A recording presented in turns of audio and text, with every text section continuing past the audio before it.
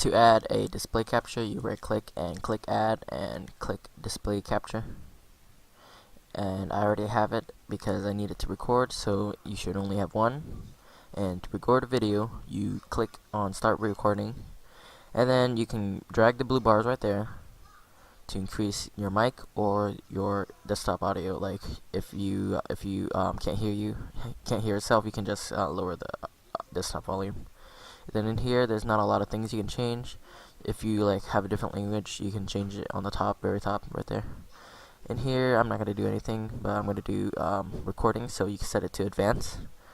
And then you just set everything like this. Type standard recording path to anything, format MP4, encoder to X264, and for this you just copy everything. And for a CRF, you can change it to like 5 for very cinematic videos, and change it to 20 if you're doing regular videos. The lower it goes, the slower your computer and the better quality it is.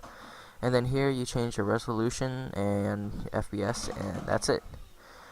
So now all you have to do is just stop recording.